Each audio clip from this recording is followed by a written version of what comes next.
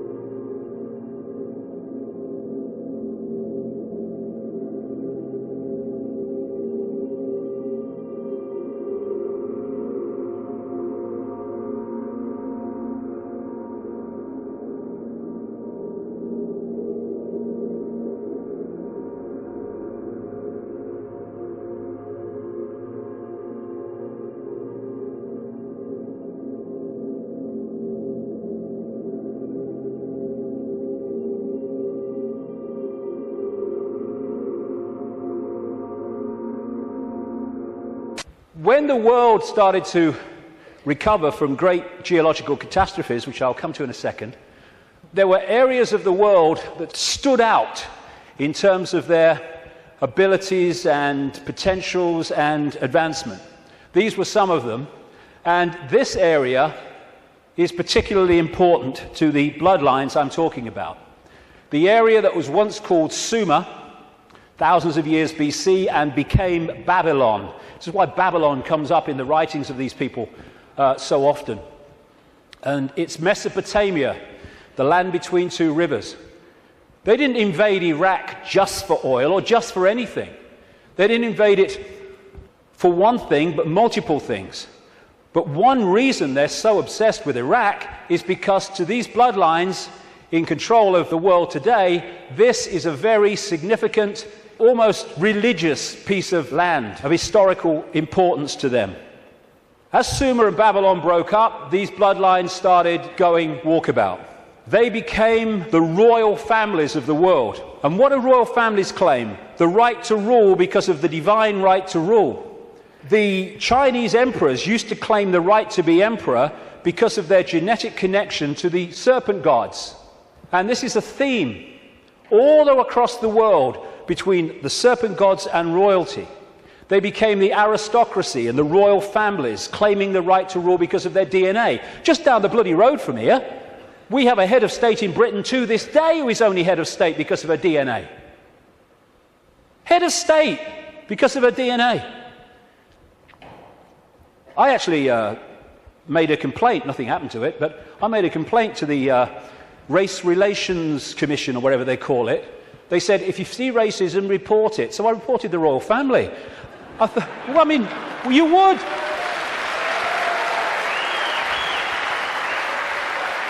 You would.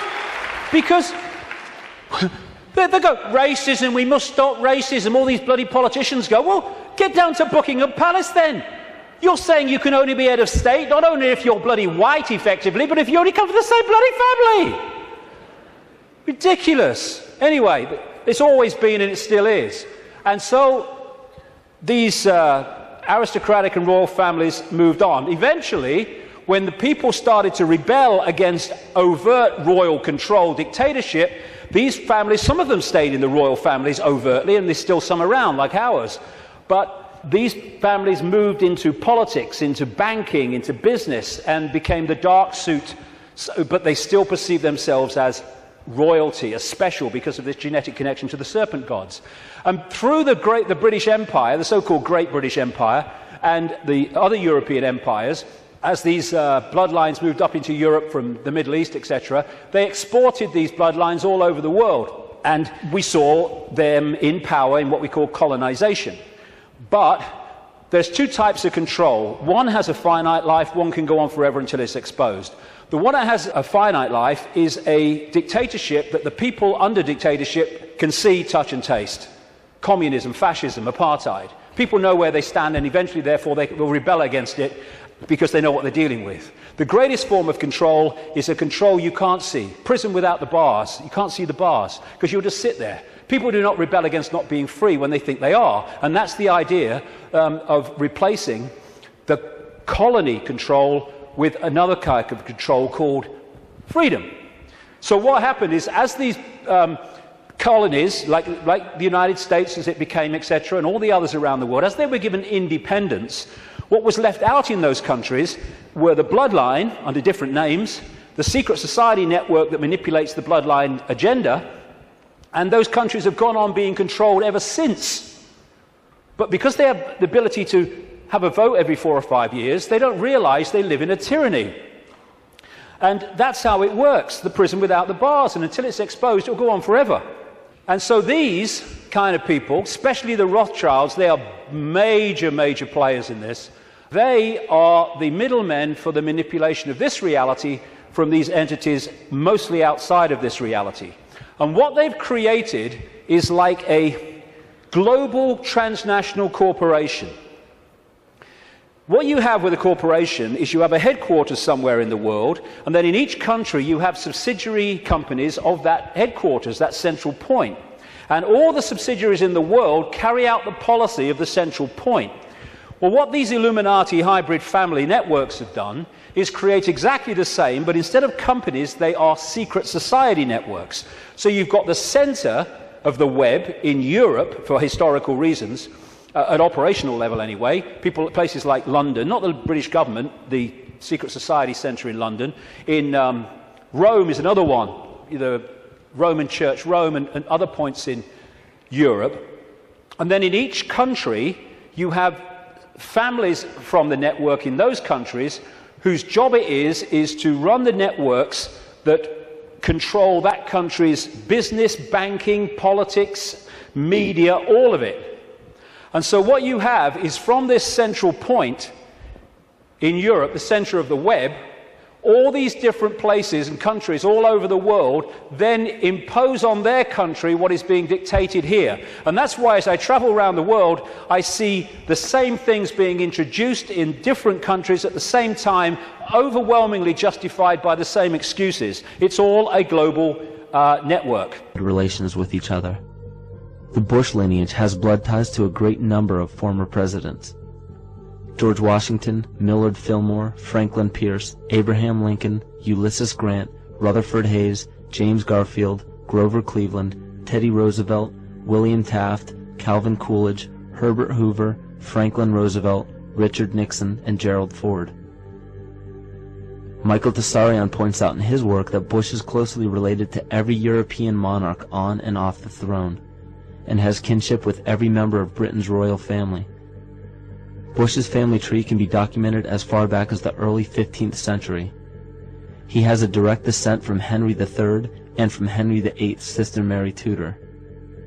He is also descended from Charles II of England. And we also find that George W. Bush is a direct descendant of Godefroy de Bouillon. Godfrey was the first king of Jerusalem after he recaptured it from the Saracens, which was the name for the Islamic faith during the Middle Ages. It is interesting to note that the current occupation of the United States in the Middle East was re-established by the same family, George Bush Sr. in 1991, and again by George Bush Jr. in 2003. George Bush Jr. is then found to be a cousin to both opposing candidates of his 2 terms in office, Al Gore and John Kerry. Democratic President Barack Obama also has blood ties with George W. Bush, as well as Gerald Ford, Lyndon Johnson, Harry Truman, James Madison, and the British Prime Minister Sir Winston Churchill. On the opposing side of the 2008 presidential ballot, John McCain is descended from Robert the Bruce, King William I of Scotland, and also Godfrey the Bullion. Let me take you through this, branch by branch. The 101st Airborne Division, Air Assault. Vice President Dick Cheney, the man who's only a heartbeat away from the presidency, is actually a blood relation. He's President Bush's 9th cousin once removed.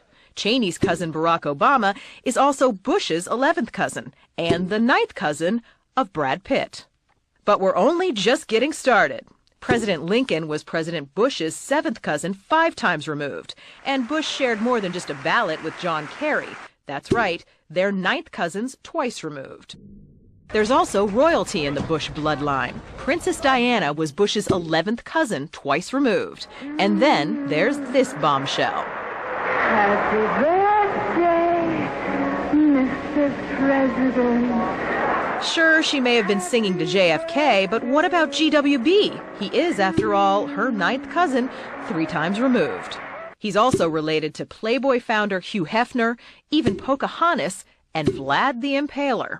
Trace the family tree far enough, and you get Madonna, Celine Dion, and Tom Hanks.